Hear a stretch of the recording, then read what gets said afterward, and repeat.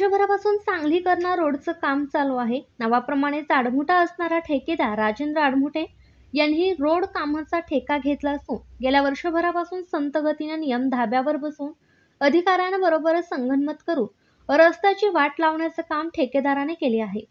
कारण रस्त्यातच खड्डे पडले व काही भाग खाली खचला आहे। रस्त्याचा काही भाग वरती आला आहे। रस्त्याची लेवल चुकीची झाली आहे। मुरुम टाकायच्या ऐवजी माती टाकली आहे। त्यामुळे कार चालविताना ड्रायव्हरला मौत की कुआं में गाडी चालवतोय असे वाटत आहे। रस्त्याच्या काही भागावरती आल्यामुळे गाडीच्या खालच्या भागाला म्हणजे चेंबरला घासत आहे। त्यामुळे कार गाड्यांचे चेंबर फुटून ऑइल रस्त्यावरच गळत आहे। तसे दररोज किमान 10 गाड्यांना तरी होत आहे। इस्लामपूरच्या रोडचं काम चालू असल्यामुळे नॅशनल हायवेला जाण्यासाठी इस्लामपूर मार्गाने वेळ लागतो, म्हणून कर्नाळ पलूस मार्गे वाहने जात असतात। खड्डेवर रस्ता खचल्यामुळे रस्त्यातच खड्डे झाले आहेत। याच उंचवट्या गाड्यांचे चेंबर फुटून रस्त्यांवर गाडीतील सर्व ऑइल गळत आहे। चेंबर फुटून रस्त्यावर ऑइल पडून इतर वाहने घसरून पडत आहेत। या ठिकाणी प्रवक्ते माननीय संतोष पाटील यांनी जाऊन भेट दिली असता नागरिकांच्या तक्रारी ऐकून घेऊन प्रवक्ते पाटील म्हणाले की अनेक महिन्यांपासून सांगली कर्नाळ रोडकडे सार्वजनिक बांधकाम विभागाचे लक्ष नसल्यामुळे ठेकेदार यांनी अधिकाऱ्यांशी संगनमत करून रस्त्याचे निकृष्ट दर्जाचे काम करून भ्रष्टाचार केला आहे। नागरिकांची गैरसोय होऊन अपघात होत आहे। कार गाड्यांचे नुकसान होत आहे।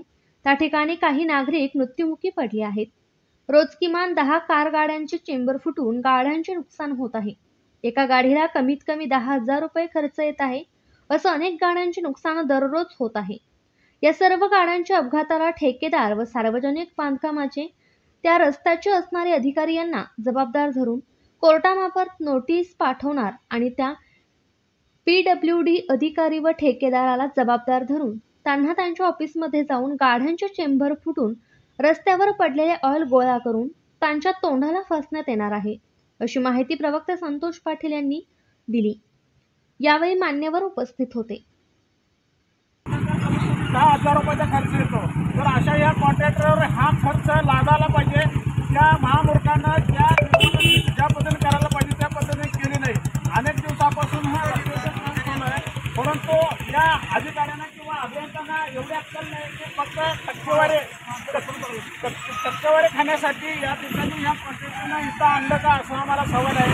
या महापालिकेच्या अधिकारी किंवा जिल्हा परिषदेचे अधिकारी नसते या ठिकाणी या आजची ही चौथी 5वी गाडी आहे। या गाडीला चेंबर धडकतात आणि त्या गाडीचं नुकसान होतं।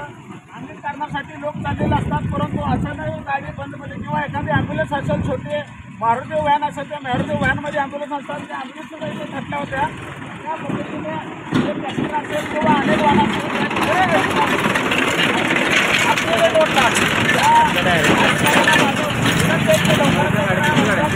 करावा, नाहीतर या ठिकाणी त्या अधिकाऱ्यांना बोलवून आणि काळं पडलं काळं ऑइल त्यांच्या तोंडाला फासो असं या ठिकाणी मी इशारा देतो।